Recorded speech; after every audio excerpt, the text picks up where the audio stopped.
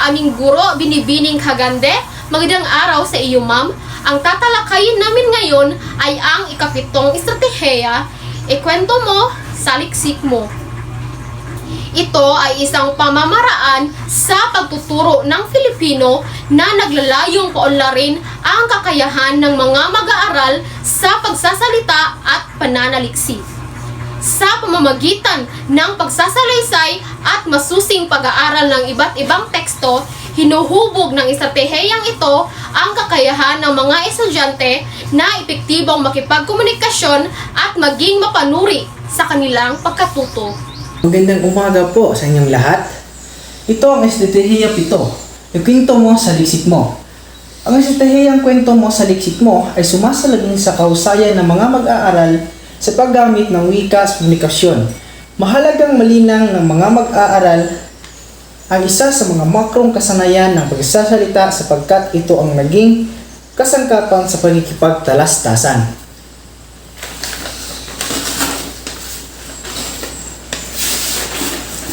Ginagamit din ang mga estratehiyang ito upang matukoy ang pagiging matatas ng mga mag-aaral. Sa paggamit ng wikang Pilipino, bukod dito, nagbibigay ito ng pagkakataon na ang mga mag-aaral na maibahagi ang kanilang sariling karanasan, kwentong napakinggan sa paraang masining. Ito rin ay pamamaraan na nakakatulong upang ang mga mag-aaral ay kanilang natutunan sa aralin. At dito naman tayo sa batayang theoretical. Ayon sa teorya ni Lev Vygotsky, naiilang ang mga wika sa pamamagitan ng mga karanasan na sa konseptong sosyal. Ang pananalita ay nagsasilbing pundasyon ng mga pagkatuto ng wika. Ang pakikisalamuha sa iba't ibang sitwasyon ay nagpapalakas ng pagbabahagi sa karanasan na dapat unahin ng wika sa musmos na edad. Ito ay nilarawan niya sa kilalang konsepto na zone of proximal development. At ito naman kung paano gamitin ang estratehiya na kwento mo sa liksik mo. Una, magsaliksik ng tekstong naratibo tulad ng maikling kwento o bahagi ng sariling karanasan na may kaugnayan sa akdang natalakay. Pangalawa, ipagawa ang masining na pagkukwento ng isahan.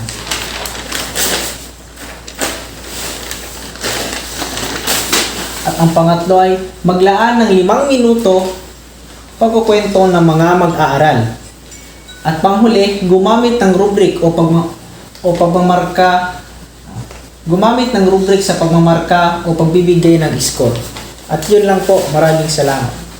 Magandang umaga sa inyong lahat. Dito ay dadako naman tayo sa halimbawa ng Banghay Aralin sa Filipino 6 na baita. Pamantayang panghilalaman. Dito ay naipamalas ang iba't ibang kasanayan upang maunawaan ang iba't ibang teksto. Pamantayan sa pagganap. Dito ay nakapagtatala ng mga kailangang impormasyon o datos. Mga kasanayan sa pagkatuto. Una, nasasagot ang mga tanong tungkol sa tekstong pang-impormasyon. Pangalawa, napupunan ng wasto ang card ng pang-aklatan. Unang markahan. 5 linggo. 4 na araw. Una, layunin. Pagkatapos ng 50 minuto, 100% sa mga mag-aaral ay inaasahang nakakasulat ng mga mahalagang impormasyon o datos. Pangalawa, nilalaman. Dito, binubuo ito ng 4. Una, ang paksang aralin. Pangalawa, ang integrasyon. Pangatlo, ang estratehiya. At ang panghuli ay ang kagamitang panturo. Paksang aralin. Una, paggamit ng sanggunian sa pagtatala ng mga mahalagang impormasyon tungkol sa isang paksa. Pangalawa, pagsagot sa mga tanong sa binasang talambuhay. Pangalawa, integrasyon.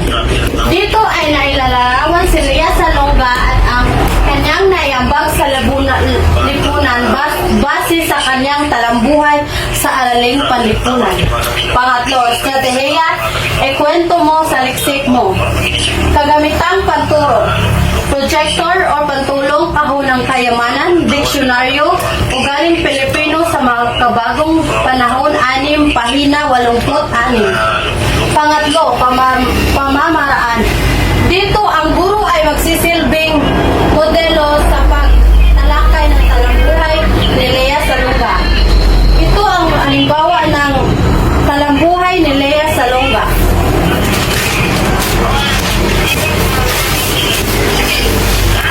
Dito naman sa gabay ng guro. Dito ay tinatalakay ang buong detalye ng talambuhay ni Lea Salonga sa kanyang mga natanggap na parangal at mga tagumpay. At pagkatapos ay sasagutan ito ng mga mag-aaral. Ito ang halimbawa na dapat na sagutan ng mga mag-aaral. Dito naman ay pinapractice ang mga mag-aaral sa kanilang impormasyong binasa at sasugutan ang mga tanong. Ito ang halimbawa ng kahunang kayamanan. At dito naman ay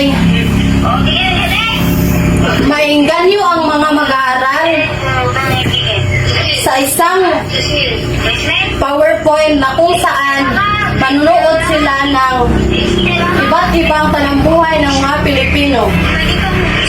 Dito ay ang mga mag-aaral ay makagawa ng masining na pagkukwento batay sa mga tanyag na Pilipino. At bibigyan sila ng 5 minuto sa pagkukwento na ganyan lang na pilong tanyag na Pilipino. Ngayon naman, dumako tayo sa rubrik sa pagkukwento. Narito ang pangapamantayan. Ang boses, tindig, bigkas o pagsasalita, kasuotan o props, at ang huli, panghikayat sa madla. Sa bilang isa, pinapakita rito na hindi nagpapakita ang mga mag-aaral ng wastong boses, tindig, bigkas o pagsasalita at iba pa. Dito naman sa bilang 2 ay hindi gaanong ipinapakita ng mga mag-aaral ang wastong boses, tindig at iba pa. Dito naman sa pangatlo, okay naman na pinapakita nila, ngunit may kakulangan lang talaga. At dito naman sa panghuli o pang-4, ito talaga ay nagpapakita na mahusay talaga ang ipinapakita ng mga mag-aaral sa kanilang pagtatanghal sa pagkukwento. Hindi ko na lamang ito babasahin lahat dahil pare-pareho lang naman ito ng laman. Kaya dito tayo sa kabila. Ito naman ang pagtataya. Ito ay isang halimbawa ng talambuhay ni Jake Zyrus. At dito sa panglima, ito ay tagtang-aralin, gumawa ng card na pangaklatan base sa inyong talambuhay. At panghuli, ito ang pagninilay. Sa kabuuan, ang estratehiyang ito ay mahalagang pamamaraan upang sanayin ang mga mag-aaral sa pagsasalaysay at pananaliksik na maging kapaki-pakinabang sa kanilang pag-aaral at hinaharap. Yun lamang po at maraming salamat.